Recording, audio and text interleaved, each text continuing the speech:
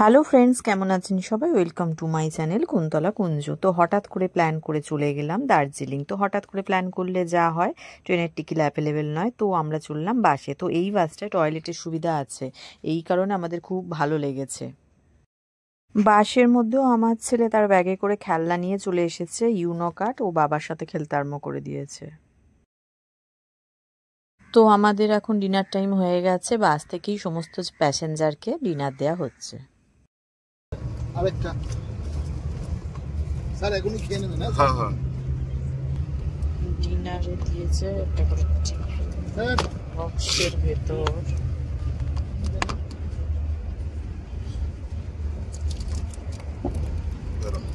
Fried rice, chilli chicken, মিষ্টি আর salad. তার সাথে দিয়েছে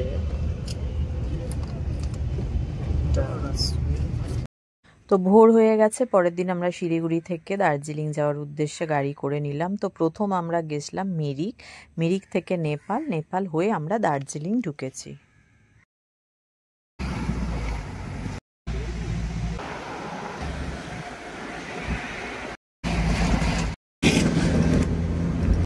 এখানে একটা জায়গায় লেখা আছে আই লাভ মিরিক। তো আমরা এখানে দাঁড়িয়ে কিছু ছবি তুললাম। এই উঁচু থেকে অনেক বাড়ি নিচে, কি সুন্দর দেখতে লাগছে। তো এরপর আমরা পৌঁছে গেলাম মিরিকে। তো মিরিকে এসে আমরা টিকিট কাটলাম। টিকিট কাটার পর আমরা ভেতরে প্রবেশ করলাম। কি সুন্দর স্বচ্ছ জল এখানে, পুরো বিশাল বড় একটা হ্রদ, এবং ওপর দিয়ে যে ব্রিজটা গেছে সেই ব্রিজটা খুব সুন্দর। এর আগেও আমি এসেছি, কিন্তু অনেক বছর হয়ে গেছে।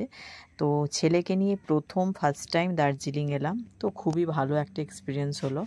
তো তারপর মিরিকে আমরা এখানে কিছু ফ্রুট জুস খেলাম। তো ফ্রুট জুস খেয়ে এখানে ঘোরাঘুরি করে আমরা চলে গেলাম নেপালের উদ্দেশ্যে।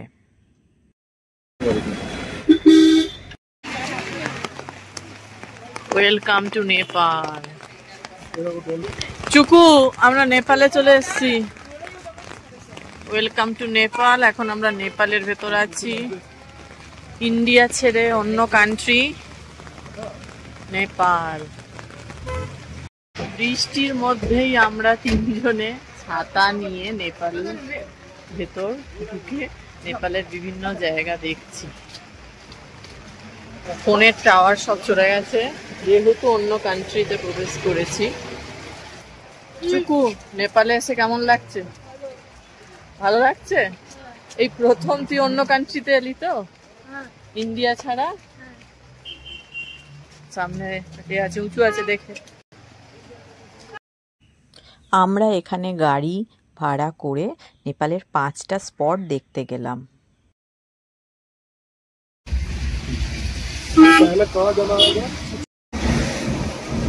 গেছি নেপালের বুদ্ধ মনিস্ট্রিতে, 50 ফুট উঁচু এই বুদ্ধ মূর্তিটা। আমি এত সিঁড়ি উঠতে পারবো না বাবা, এই 100টা সিঁড়ি, এত সিঁড়ি ভেঙে আমি যেতে পারবো না। তাই আমি এখান থেকে বুদ্ধদেবকে প্রণাম জানাচ্ছি। এত সিঁড়ি উঠলে আমার অবস্থা খারাপ হয়ে যাবে, কোনো দরকার নেই। পরিবেশটা খুব ভালো। নেপালের মধ্যে প্রথম এলাম, এর আগের বার যখন এসেছিলাম তখন নেপালের জাস্ট একটুখানি ঢুকেছিলাম বর্ডার থেকে, এখন তো পুরোটা এলাম।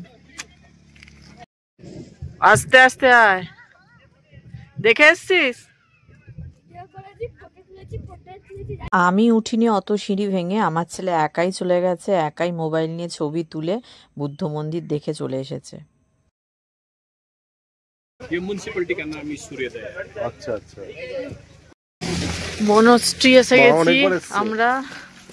আর একটা পয়েন্ট নেপালের সাইট সিন, আর একটা সিঁড়ি অতিক্রম করার পর এসেছি।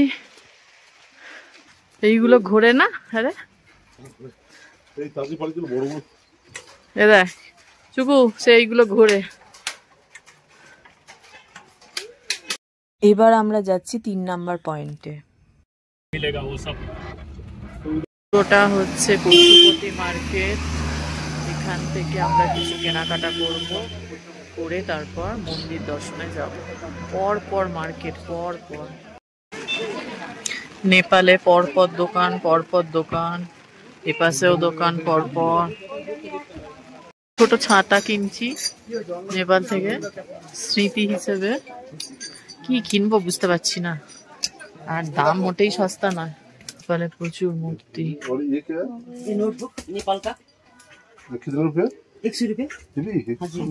কি এটা?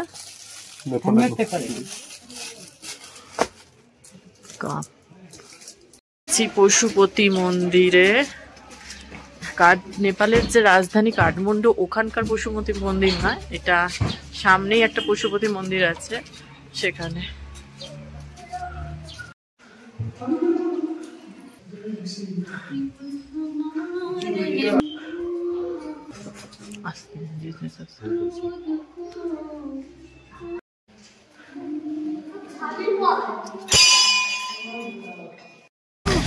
আমরা এবার ফিরছি হোটেলের দিকে। এসে গেছি লেপচা জগতে।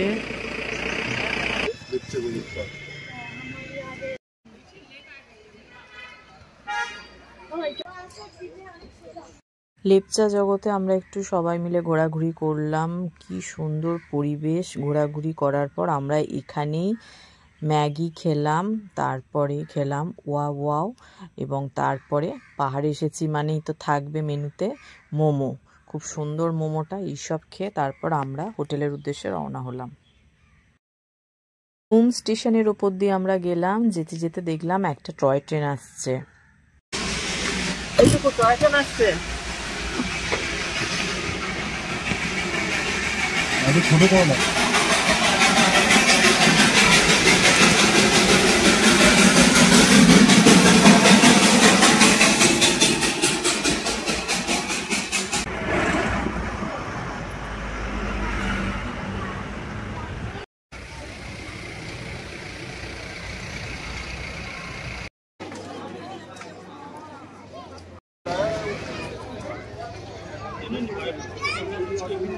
পুরো ম্যাল রোডের কাছেই আমরা হোটেলটা নিয়েছি। হোটেলটা আপনাদের দেখিয়ে দিচ্ছি, রুমটা দেখিয়ে দিচ্ছি। এইটা বাথরুম। রুমটা খুবই সুন্দর। এখানে বসার জায়গা আছে, আর এই ব্যালকনিটা থেকে ওই দূরে কাঞ্চনজঙ্ঘা দেখা যায়। মেঘের জন্য একটু আড়াল হয়ে গেছে। নিচে একদম ম্যাল রোডের রাস্তাটা শুরু হচ্ছে। ওই যে দেখুন, ওইখান থেকে শুরু হচ্ছে ম্যাল রোড।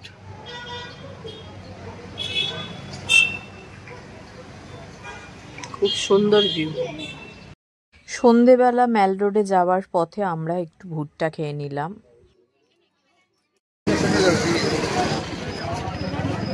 আমরা এবার ম্যালের উদ্দেশ্যে বেরিয়েছি। বিভৎস ভিড় ম্যালেতে। কিছু অনুষ্ঠানও হচ্ছে।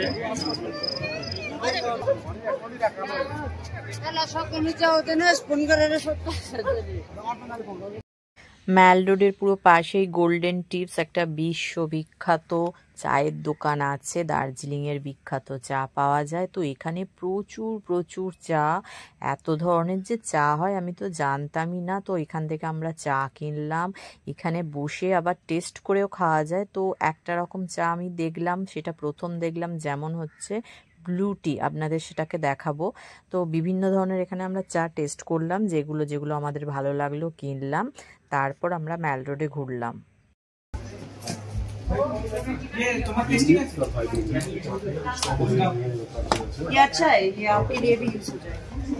এইটা হচ্ছে দোকানের ভেতরই একটা সিটিং এরিয়া। এখানে বসে সবাই চা টেস্ট করছে। যার যে চাটা ভালো লাগছে সে সেই চাটাই খাচ্ছে। তো আমরাও এখানে চা টেস্ট করলাম। व्हाइट टी भी आपका कैफीन फ्री है, ये भी आपका कैफीन फ्री है। ये तो व्हाइट टी का कलर ही आ गया। চাটার কালারটা দেখো। চাটার কালারটা হচ্ছে পুরো নীল। আমি এরকম চা প্রথম দেখলাম। শপিং হয়ে গেছে, এক ব্যাগ চা কেনা হয়েছে।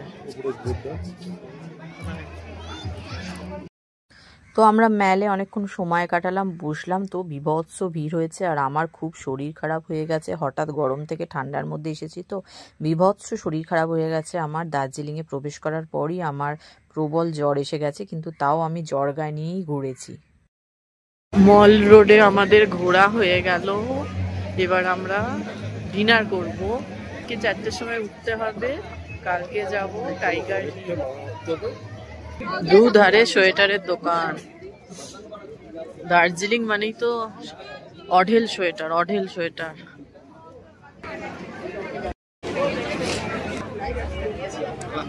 রাতের ডিনারটা আমরা সারলাম 16 আনা বাঙালি রেস্টুরেন্টে।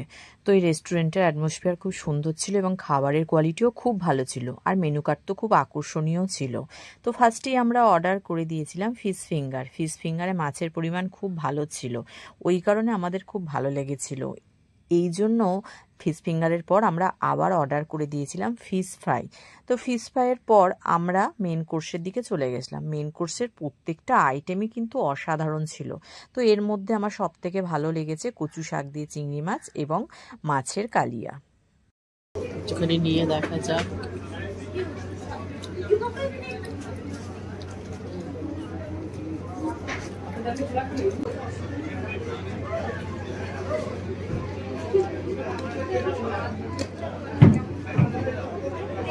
পরের দিন ভোর 4টের সময় আমরা যাচ্ছি কাঞ্চনজঙ্ঘা দেখব বলে। আমার শরীর প্রচণ্ড খারাপ, আবার জ্বর এসেছে। আমি তো প্যারাসিটামল খেয়েই যাচ্ছি, কেননা হঠাৎ করে আমি ঠান্ডার জায়গায় এসে যেতে আমার শরীরটা প্রচণ্ড খারাপ হয়ে গেছে।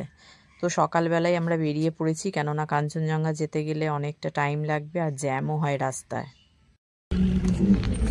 এখানে আবার ভাল্লুক আছে রাস্তায়, ওই জন্য বলছে যে ফরেস্টের ভেতরে বিনা পারমিশনে যেন ঢোকা যাবে না।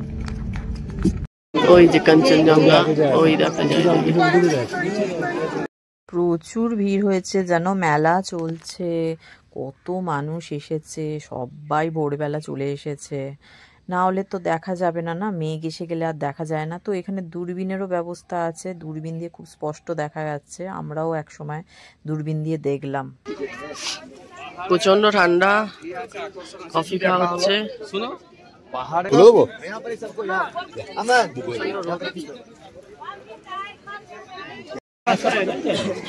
हम लोग इधर से रास्ता उधर मुझे लगता है ये हैंडल है। हाँ, आप इधर उधर घुमा सकते हो। ओके, ওপর নিচে করবি না, এই সাইড ওই সাইড। नीचे नहीं इधर इधर एक मिनट और नीचे कर देना। हैंडल है, घुमा सकते हैं। आइए आइए आइए, टेलीस्कोप पे आइए, जाने टाइम में। পুরো ধার দিয়ে যাচ্ছি কাঞ্চনজঙ্ঘা। ওই যে আরেকবার দেখিয়ে দি লাস্ট, ওই যে কাঞ্চনজঙ্ঘা। মেঘে কিছুটা ঢেকে গেছে, দেখা যাচ্ছে ওপাশ থেকে দেখা যাচ্ছে পুরো ধার। সাবধানে চ। আর ওই যে টাইগার হিল, মেঘ ঢেকে গেছে টাইগার হিলে। চলে যাচ্ছি আমি, শরীর খুব খারাপ। গাড়িতে গিয়ে আগে প্যারাসিটামল খাবো।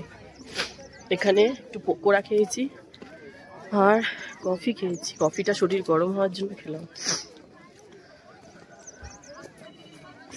আগেও আমি কাঞ্চনজঙ্ঘা দেখেছি, কিন্তু ছেলে তো কোনোবারে দেখেনি, ওই জন্য শুধুমাত্র মনের জোর নিয়ে এসেছি।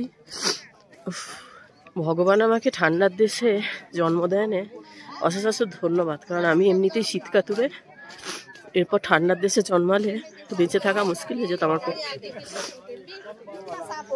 চলুন এবার এখান থেকে সেকেন্ড ডেস্টিনেশন যাওয়া যাক।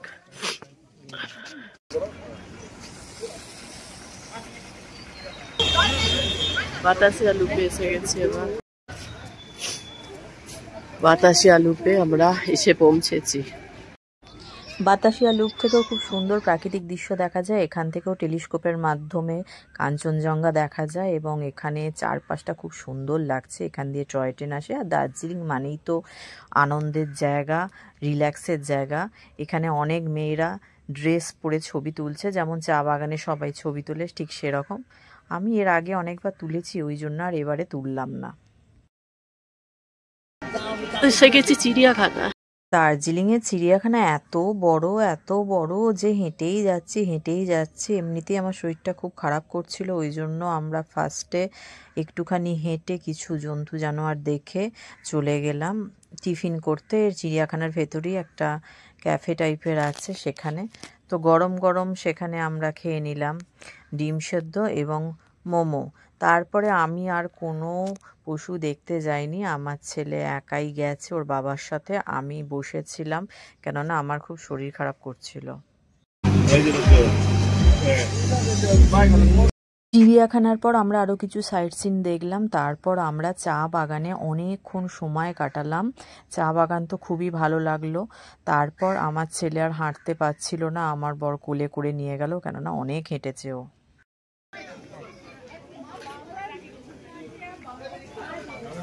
তারপর আমরা গ্লিনারিসে ঢুকলাম, ঢুকে বিভিন্ন ধরনের কেক কিনলাম, আমাদের 3 জনের পছন্দ মতোই কেক কিনলাম। কেনার পর আমরা চলে গেলাম হোটেলে।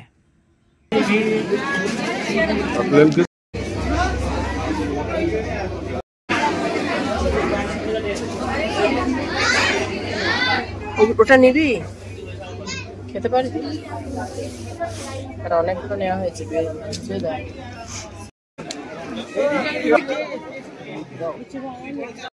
তারপর সমস্ত কিছু কেনার পর আমরা আবার চলে গেলাম ম্যালে। তো সেখানে গিয়ে আমার ছেলে ভুট্টা খেলো আর আমি খেলাম গরম গরম লেবু চা, কেননা শরীরটা খারাপ, তো চাটা খেলে শরীরটা একটু ভালো লাগছিল। তারপর ম্যালে একটু ঘোরাঘুরি করলাম, কেননা ম্যালটা আমার খুব ভালো লাগে, আমার হাজব্যান্ডেরও ভালো লাগে, আর আমার ছেলে তো এই বছর প্রথম দার্জিলিং গেল, ওরও ভালো লেগেছে। সন্ধেবেলা টিফিনে খেলাম গরম গরম মোমো এবং চিকেন স্যুপ। রুমের মধ্যে চলে এসেছি, আজকে রুমেই খাবার অর্ডার করে দিয়েছি। এসে গরম গরম ম্যাগি, অনেক সবজি দিয়েছে ম্যাগিতে। হ্যালো গাইস, দার্জিলিং এ আজকে আমাদের লাস্ট ডে। আমরা আজকে চলে যাব। এখান থেকে খুব সুন্দর কাঞ্চনজঙ্ঘাটা দেখা যেত। সকাল সকাল আমরা কেভেন্টার্সে গিয়ে টিফিন করে এলাম। দার্জিলিং আবার আসবি তো? আমার এই ব্লগটি কেমন লাগলো অবশ্যই জানাবেন, আর আমার চ্যানেলটিকে লাইক করবেন, সাবস্ক্রাইব করবেন। তো আজকে এখানেই রাখছি, ভালো থাকবেন, টাটা।